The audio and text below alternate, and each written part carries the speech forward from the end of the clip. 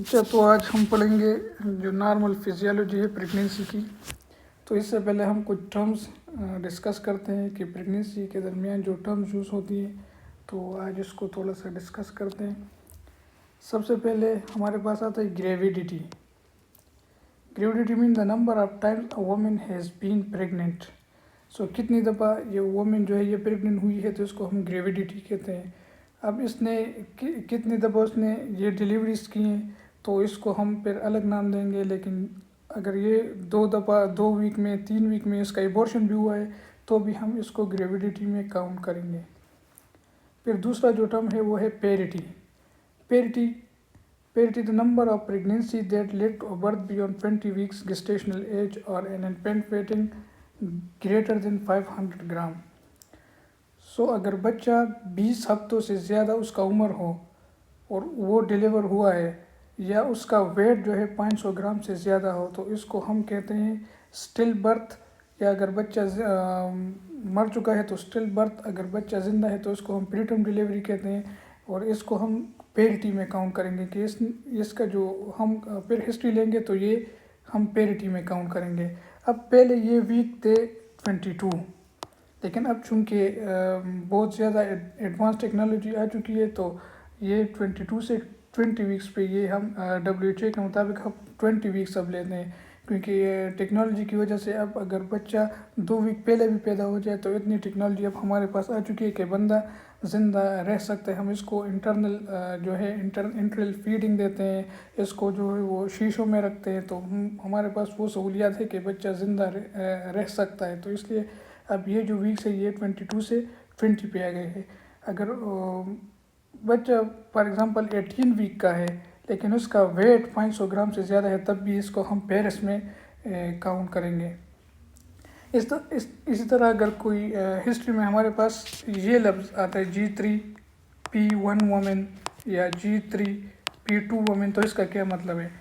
इसका मतलब ये है कि ये वुमेन 3 टाइम्स प्रेग्नेंट हुई है और उसने एक टाइम जो है 500 ग्राम से ज़्यादा या 20 वीक के बाद उसने बच्चा दिया है। अगर G3P2 है तो इसका मतलब है कि 3 टाइम्स ये लेडी प्रेग्नेंट हुई है और उसने 2 दफ़ा ऐसा बच्चा दिया है जिसका वेट 500 ग्राम से ज़्यादा हो या उसका गेस्टेशनल एज 20 वीक से ज़्यादा हो। तो ये ग्रेविडिटी और पेरिटी इसमें डिफरेंस है। फिर इसमें ग्रेविडिटी और पेरिटी में हमारे पास दो किस्म आते हैं। एक को हम कहते हैं नलीपेरस और दूसरे को हम कहते हैं मल्टीपेरस।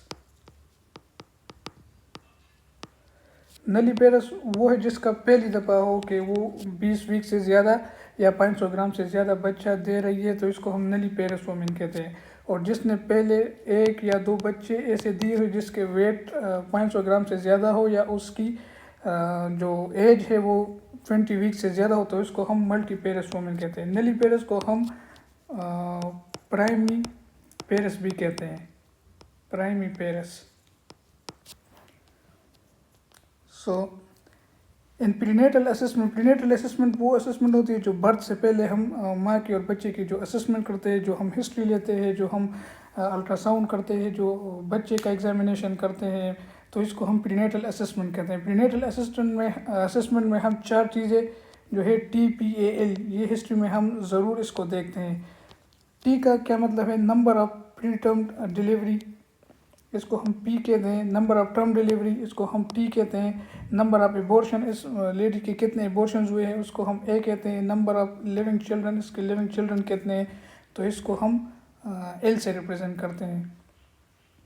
अगर एक लेडी का ये हिस्ट्री आ रहा है TPAL T1 P2 A1 L1, अगर इस तरह का आ रहा है तो इसका मतलब है कि इस लेडी ने एक टर्म बच्चा दिया है, 2 प्री टर्म बच्चे दिए हैं, एक दफ़ा इसका एबॉर्शन हुआ है और एक अब इसका लिविंग चिल्ड्रन है।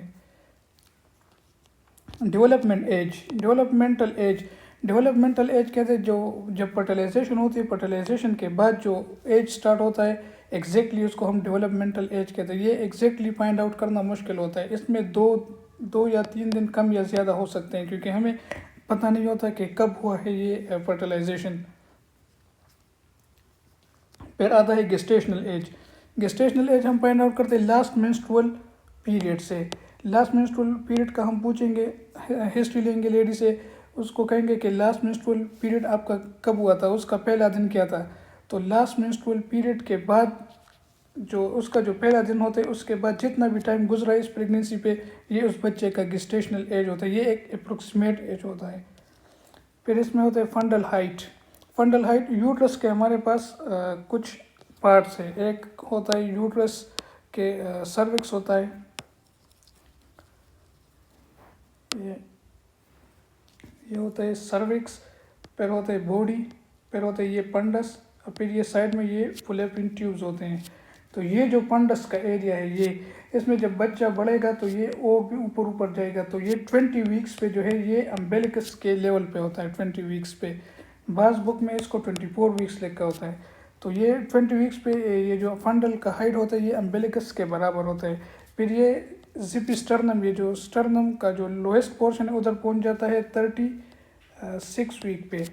32 वीक पे ये स्टर्नम से 2 सेंटीमीटर नीचे होता है। और जब बच्चा पैदा होने वाला है टर्म के दौरान भी ये 32 वीक्स और टर्म के दौरान ये स्टर्नम से 2 सेंटीमीटर नीचे इसका हाइट होता है, fundal height. Foetal heart tone, foetal heart tone हम फाइंड आउट करते हैं 2 तरीक़ों से। इसको एक को हम कहते हैं एक्सटर्नल होता है, एक होता है इंटरनल।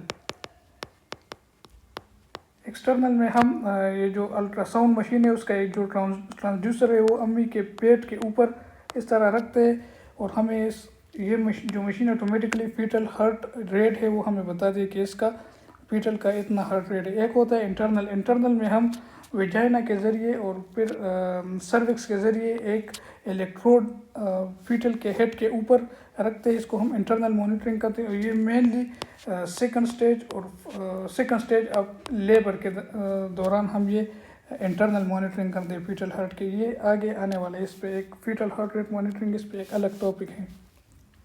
क्विकनिंग और appreciation of fetal movement. Quickening उसे कहते हैं जब ये जो बच्चा पेट के अंदर हरकत करता है, जो माँ फील करती है, इसको हम कहते हैं क्विकनिंग यूजुअली क्विकनिंग होती है 17 to 18 weeks of gestational age. लेकिन इसमें फिर 2 किस्म के हमारे पास प्रेग्नेंट लेडी, एक होती है नलीपेरस, एक होती है मल्टीपेरस। और जो पहले दफ़ा बच्चा दे रही है उसमें होता है 18 to 20 वीक्स क्विकनिंग। और जो मल्टीपेरस है ऑलरेडी 1 या 2 बच्चे दे चुकी है तो उसमें होती है 16 to 18 weeks. So in average आप ले सकते हैं 17 to 18 वीक्स में ये हम अप्रिशिएट कर सकते हैं क्विकनिंग। ये जो बच्चा लात मारता है, ये जो हाथ के मूवमेंट्स होते हैं बच्चे के। अल्ट्रासोनोग्राफी हम करते हैं to measure foetal crown rump length. ये जो बच्चा यूट्रस में इस तरह का पड़ा होता है ना, ये जो हेड पोर्शन है इसको हम कहते हैं क्राउन। ये जो जहाँ पे बटक्स या फिर बाद में जो फीट्स बनेंगे तो इसको हम कहते हैं रम्प। ये जो लेंथ है इसको हम कहते हैं क्राउन रम्प लेंथ। ये हम ले सकते हैं 16 to 12 वीक्स। और ये सबसे जो accurate method for estimated date of delivery in gestational age find out करने की कि बच्चा कब पैदा होगा और उसका गेस्टेशनल एज क्या है। तो फर्स्ट ट्राइमेस्टर में हम क्राउन रम्प लेंथ की वजह से के ज़रिए से ये मालूम कर सकते हैं। फिर होता है बाई पेराइटल डायमीटर। ये बच्चे का सर है, ये पेराइटल बोन है, ये भी पेराइटल बोन है। ये जो डायमीटर है इसको हम कहते हैं बाई पेराइटल डायमीटर। फिर फाइंड आउट कर सकते हैं हम फीमर लेंथ से हमें क्या इन्फॉर्मेशन मिलती है। फीमर लेंथ से हमें ये इन्फॉर्मेशन मिलती है कि जो बच्चे अगर 3rd ट्राइमेस्टर में बच्चा है और उसका हमें गेस्टेशनल एज नहीं पता, तो हम फीमर लेंथ के ज़रिए इसका गेस्टेशनल एज फाइंड आउट कर सकते हैं और हमें ये पता लगा सकते हैं कि ये बच्चा कब एक्सपेक्टेड है, एक्सपेक्टेड डेट ऑफ डिलीवरी इसका कब है। इसका हम एब्डोमिनल सरकम्पेरेंस अल्ट्रासाउंड से फाइंड आउट कर सकते हैं ये। लेकिन एब्डोमिनल जो सरकम्पेरेंस है ये हम 13 वीक्स के बाद ही फाइंड आउट, इससे पहले ये एक्यूरेट नहीं होगा।